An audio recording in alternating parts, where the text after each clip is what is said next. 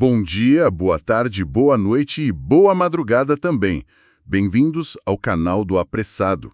Olha só, gente, tem novidade importante pintando aí sobre o clima global, viu? E, assim, já está acontecendo uma mudança bem significativa, foi oficialmente confirmada, lá no Oceano Pacífico. Lá longe, né? Mas que chega aqui. Exato. Não se enganem porque os efeitos disso podem sim chegar com força aqui no Brasil. Nos próximos meses, tá? A gente está falando de algo que, olha, tem potencial para mexer bastante, com chuva, com temperatura. Com o regime todo, né? Isso, em várias partes do país. Agora, imagina o que isso pode significar, tanto para a cidade grande quanto para o campo, né? Principalmente para a agricultura, que é tão sensível. Justamente. Áreas agrícolas vitais. Mas assim, como exatamente o nosso clima vai se comportar? É isso que a gente vai investigar hoje. Boa. O que é essa mudança? Por que ela importa para todo mundo? E, claro, o que a gente pode esperar até o comecinho de 2026. Vamos nessa análise. Vamos lá. É um cenário que realmente merece muita atenção. O que está confirmado mesmo é a instalação do fenômeno Laninha. Laninha, ok? Para quem talvez não esteja tão familiarizado, Laninha é um evento climático natural, tá? Faz parte de um ciclo maior. Basicamente assim, ela se caracteriza por um resfriamento fora do comum das águas lá na superfície do Oceano Pacífico Equatorial. Mais especificamente na parte central e leste do oceano. A gente detecta isso quando as temperaturas numa área-chave, os cientistas chamam essa área de ninho 3.4, quando essas temperaturas ficam consistentemente meio grau Celsius ou até um pouco mais abaixo da média histórica. Meio grau. Olhando assim parece pouco, né? Mas pelo jeito o efeito cascata disso é enorme. Exatamente. Pode parecer uma variação pequena, né? Mas pensa numa área oceânica tão gigantesca e influente como o Pacífico Equatorial. Essa mudança de temperatura, mesmo que de meio grau, 1 grau, é um sinalizador muito poderoso. Entendi. E é super importante entender que a Laninha não é um evento isolado, sabe? Ela faz parte de um ciclo natural bem conhecido. O nome técnico é El Niño Oscilação Sul, ou ENSO, né? A sigla em inglês. Ah, o famoso ENSO. El Niño e Laninha. Isso. Esse ciclo tem duas fases opostas principais. O El Niño, que é a fase quente, quando essas águas aquecem, e a Laninha, que é a fase fria, com esse resfriamento que a gente está observando agora. Ah, e tem a fase neutra também, né? Quando as temperaturas estão ali dentro da normalidade. Ok, então o Pacífico dá essa esfriada e isso de alguma forma que parece mágica bagunça o clima no planeta todo, inclusive aqui. Como funciona essa conexão, mesmo o Pacífico estando tão longe da gente? É uma ótima pergunta. Porque, assim, ilustra muito bem como o nosso sistema climático é todo interligado, né? Imagina o oceano e a atmosfera como se fosse um motorzão, sabe? Um motor. Isso. Quando uma peça importante desse motor, tipo as águas superficiais lá do Pacífico Equatorial, muda a temperatura de forma relevante, isso altera diretamente quanto calor e quanta umidade vão para a atmosfera logo ali em cima. Ah, tá. Começa ali. Exato. Essa alteração inicial já dispara uma série de reações em cadeia. Os ventos que predominam, sabe, tanto perto da superfície quanto lá no alto, as correntes de jato que o pessoal fala, elas mudam de lugar, de intensidade. Caramba! E isso, por sua vez, reorganiza as grandes células de circulação da atmosfera. Tem uma famosa célula de Walker sobre o Pacífico. Ela muda, afetando onde o ar sobe, aí forma nuvem, chuva, e onde o ar desce, aí traz tempo mais seco. Que doideira. São essas mudanças na circulação global que a gente chama de teleconexões, ou seja, conexões à distância. É por isso que o resfriamento lá no Pacífico influencia os padrões de chuva e temperatura em lugares muito distantes, como aqui na América do Sul e, claro, no Brasil. Fascinante. É tipo um efeito dominó na atmosfera que começa lá no meio do oceano.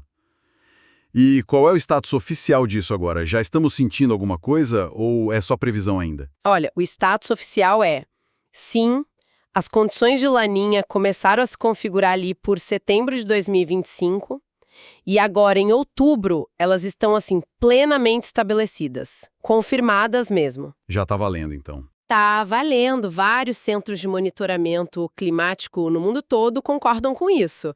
A NOAA, por exemplo, lá dos Estados Unidos, que é uma super referência global, já oficializou a presença da Laninha nos boletins mais recentes deles. Ok. Agora, sobre sentir os efeitos, eles geralmente não são, tipo, imediatos, sabe? Levam um tempinho para se manifestar de forma mais clara nos padrões regionais. Mas a influência, essa sim, já começou a se instalar. O motor já mudou de ritmo. Entendi. E essa laninha, ela veio para ficar? Ou é coisa rápida? Já dá para ter uma ideia de quanto tempo ela vai durar? Dá sim. As projeções mais atuais, que são baseadas em modelos de computador, né, e na análise das condições do oceano e da atmosfera, elas apontam para uma probabilidade bem alta, viu? Superior a 70% de que o fenômeno Laninha continue aí durante todo o nosso verão aqui no Hemisfério Sul. O verão todo, dezembro, janeiro, fevereiro? Exatamente. Dezembro de 2025, janeiro e fevereiro de 2026. Pelo menos. A gente deve continuar sob influência dela nesse período. E é um período super crítico para muita coisa no Brasil, né? Agricultura de verão, abastecimento de reservatório. Nossa, 3 meses ou mais de influência direta bem no nosso verão. E depois disso, ela some de repente? O que acontece? A tendência, segundo esses mesmos modelos, é que depois do verão, ali a partir do primeiro trimestre de 2026... Janeiro, fevereiro, março? Isso, entre janeiro e março, as condições comecem a voltar para a neutralidade, sair da Laninha. A probabilidade dessa transição para a fase neutra, nem Laninha, nem El Niño, é estimada em uns 55% para esse período. 55%. Já não é tão certo quanto a permanência no verão. Exato, claro. São projeções, né? O sistema climático é complexo, sempre pode ter uma surpresa, mas a perspectiva mais provável no momento é essa. Laninha ativa no verão, seguida por uma neutralização ali pelo outono de 2026. Entendi. E existe tipo uma força da laninha? Ela pode ser mais intensa, mais fraquinha? Como essa que está começando agora se classifica? Sim. A intensidade varia bastante. A gente mede isso pela magnitude daquela anomalia negativa de temperatura lá na região Ninho 3.4. Já tivemos eventos no passado com intensidade moderada, até forte mesmo, sabe? Com desvios de temperatura bem maiores que meio grau, 1 grau. Essa laninha que começou agora, ela está sendo classificada pelos critérios técnicos como uma laninha de intensidade fraca. Fraca. Isso significa que a expectativa é que a média da anomalia de temperatura lá no Pacífico fique entre menos 0,5 graus Celsius e menos 0,9 graus Celsius abaixo do normal. Ah, fraca. Isso quer dizer que os impactos por aqui podem ser mais leves, talvez nem tão perceptíveis assim. Devo me preocupar menos. Opa, aí é que a gente precisa ter um pouco de cautela. O termo fraca é uma classificação técnica, né? Baseada só na temperatura lá do Pacífico. Mas isso não significa automaticamente que os impactos vão ser insignificantes ou fracos em todas as regiões afetadas aqui. Ah, não é tão direto assim? Não é. O sistema climático é super complexo, muito sensível. Mesmo uma laninha classificada como fraca pode alterar a circulação atmosférica o suficiente para causar efeitos bem notáveis e até severos em alguns lugares, viu? A gente já viu isso acontecer no passado. Eventos fracos que tiveram consequências bem relevantes. Entendi. Então, assim, o recado principal é: apesar da classificação técnica ser fraca, é fundamental a gente monitorar de perto e, olha, não subestimar as potenciais influências dessa laninha aqui no clima brasileiro. Certo, recado anotado. Fraca lá no Pacífico, mas não necessariamente fraca nos efeitos por aqui. Beleza. Entendi a classificação de fraca, mas mesmo sendo fraca, imagino que a pergunta na cabeça de todo mundo agora é: tá, e daí? Como isso vai se traduzir no nosso clima aqui no Brasil? Nos próximos meses, até esse comecinho de 2026. O que a gente pode esperar de forma mais, assim, concreta? É a pergunta de 1 milhão, né? Sem dúvida. Com base no que a gente já viu em outras laninhas e nos modelos de previsão, dá para traçar as tendências mais prováveis. Mas, sempre bom repetir, são tendências, padrões gerais, tá? Certo, não uma sentença. Exato. A intensidade, o lugar exato do efeito, isso pode variar. porque a Laninha não age sozinha, né? Ela interage com outros sistemas que estão por aí. Mas, classicamente, o padrão que a gente associa à Laninha no Brasil é o seguinte. Começando lá pelo sul. Região sul, a tendência é de um aumento no risco de períodos com chuva abaixo da média. Menos chuva no sul. Isso. Pode levar a condições de estiagem, sabe, seca prolongada, o que é particularmente preocupante para a agricultura de verão deles. Soja, milho, dependem muito da chuva nessa época. E também pode impactar nível de rio, reservatório. Estiagem no sul, isso já acende um alerta bem vermelho para o agro, né? E talvez até para a questão da energia hidroelétrica mais para o sul. Com certeza, os impactos podem ser múltiplos, sim. Agora, subindo no Mota. Regiões norte e nordeste. A El Laninha, historicamente, costuma trazer o cenário oposto. Ah, mais chuva então. A tendência geral é essa. Chuvas mais regulares e, em muitas áreas, volumes que podem ficar acima da média histórica para o período. Especialmente ali no setor norte do Nordeste, na faixa leste e norte da Amazônia. Interessante. Por um lado, isso pode ser bom, né? Para a recarga dos reservatórios no Nordeste, para a floresta em algumas áreas, mas também aumenta o risco de cheia, de inundação. Depende muito da intensidade e da persistência dessa chuva. Entendi. É uma faca de dois gumes, dependendo da região. E o centro-oeste e o sudeste, que são regiões super populosas, né? Economia forte. Como ficam nessa história? Olha, para o centro-oeste e para o sudeste, a influência da Laninha costuma ser mais sentida nas temperaturas. Não tanto num desvio muito claro e consistente das chuvas, embora possa ter variações locais, claro. Temperaturas. Mais frio. Mais quente. A tendência mais associada à Laninha nessas duas regiões é a ocorrência de temperaturas um pouquinho mais amenas do que o normal para o verão. Ah, um verão menos sufocante. Talvez, não significa que vai fazer frio, tá? Pelo amor de Deus, é verão tropical. Claro, claro. Mas talvez a gente tenha menos ondas de calor daquelas extremas, sabe? Ou períodos de calor intenso não tão longos como seria num ano de El Niño ou neutro. Isso pode ter impacto até no consumo de energia, né? Para o ar-condicionado, por exemplo. Um verão potencialmente menos escaldante no sudeste e centro-oeste. Interessante, mas olha só, você mencionou a chuva acima da média no norte e nordeste.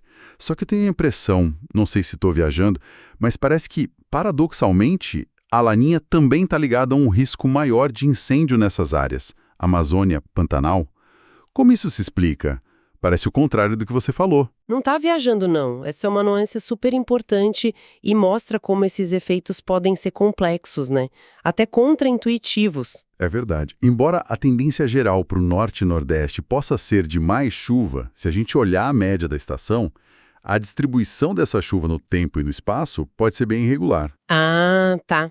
Não chove igual em todo lugar o tempo todo. Exatamente. A Laninha pode, sim, influenciar a atmosfera de um jeito que cria períodos de menos chuva ou aqueles veranicos mais longos, sabe? Em áreas específicas dentro dessas regiões gigantes, mesmo que outras partes estejam recebendo mais água. Caramba! E aí, especialmente em biomas como Pantanal ou partes do sul da Amazônia, essa diminuição pontual da umidade, combinada com a vegetação que já pode estar seca de antes e, infelizmente, com a ação humana, né? Desmatamento, queimada para limpar pasto. Isso cria um cenário de risco altíssimo para ter e para espalhar grandes incêndios florestais. Nossa Senhora. É um paradoxo bem perigoso. O mesmo fenômeno grande que pode trazer mais chuva no geral pode, ao mesmo tempo, ajudar a criar condições para o fogo em lugares específicos. Que complexidade, quer dizer, não dá para olhar só a média da região, tem que entender essas variações internas. Que quebrar os detalhes. E quando a gente deve começar a sentir esses efeitos todos? A seca no sul, a chuva no norte e nordeste, as temperaturas mais amenas no centro-oeste e sudeste de forma mais clara. Quando isso fica mais evidente. A influência da Laninha, ela tende a se intensificar, sabe? E os efeitos dela ficam mais evidentes, mais significativos estatisticamente durante a nossa primavera e principalmente o verão aqui do Hemisfério Sul. O período onde a gente espera a maior clareza desses sinais no Brasil é justamente entre os meses de novembro e fevereiro. Novembro a fevereiro. Isso. É quando aquela anomalia de temperatura lá no Pacífico costuma atingir o pico dela, né? O maior resfriamento. E as tais teleconexões atmosféricas que trazem os impactos para cá costumam estar mais bem estabelecidas, mais fortes. Então, o verão de 2025 para 2026 vai ser o período chave mesmo para a gente observar esses padrões se confirmando, mas como você já deixou claro antes, não é uma equação simples, né? Tipo, Laninha igual a X. De jeito nenhum. A Laninha dá o tom, mas a orquestra do clima tem outros instrumentos tocando junto, é isso? Perfeita analogia. É essencial reforçar isso. A Laninha é uma influência de larguíssima escala, um fator importante que direciona as probabilidades. Tá, mas ela não determina o clima sozinha. Nunca. Certo. O tempo que a gente vai ter de verdade, no dia a dia ou mesmo mês a mês, vai ser sempre o resultado da interação super complexa da Laninha com vários outros fatores. Outros sistemas meteorológicos, de escala regional ou de curta duração. Tipo o quê, por exemplo? A gente está falando das frentes frias que avançam pelo continente, né? Da oscilação Madden-Julian, que é uma outra onda atmosférica importante nos trópicos, da posição e da força da zona de convergência do Atlântico Sul, as ACAS, que traz muita chuva para o sudeste no verão, dos ventos locais, da umidade que vem da Amazônia. Olha, muita coisa interagindo. Muita variável. Muita variável. Por isso mesmo, com uma laninha classificada como fraca, a gente pode ter eventos extremos bem localizados, ou períodos que fogem um pouco daquela tendência geral que a gente esperava. Por isso que o monitoramento contínuo das condições atmosféricas é, assim, indispensável. Não basta saber, tem laninha. Tem que acompanhar como ela está interagindo com o resto do sistema. Pessoal, se estiverem gostando, por favor, compartilhem o canal e deem um like. Ajuda muito. Então, fazendo uma síntese bem rapidinha do que a gente conversou até aqui. Temos a confirmação do fenômeno Laninha, certo? Aquele esfriamento das águas do Pacífico Equatorial. Confirmado. A intensidade atual é considerada fraca, tecnicamente. Mas ela deve nos acompanhar pelo menos até o fim do verão de 2026. Verão sob Laninha. Isso. E as tendências que ela costuma trazer para o Brasil. Lembrando que são tendências, são risco aumentado de condições mais secas lá na região sul, probabilidade maior de chuvas regulares ou até acima da média nas regiões norte e nordeste, mas com aquela ressalva importantíssima sobre o risco de incêndios em áreas específicas, né? Por causa de possível redução localizada de chuva. O paradoxo perigoso. Exato. E, por fim, uma tendência de temperaturas um pouquinho mais amenas para o centro-oeste e sudeste durante o verão. Ótima recapitulação. E toda essa nossa conversa aqui, ela leva a gente a pensar numa coisa maior, né?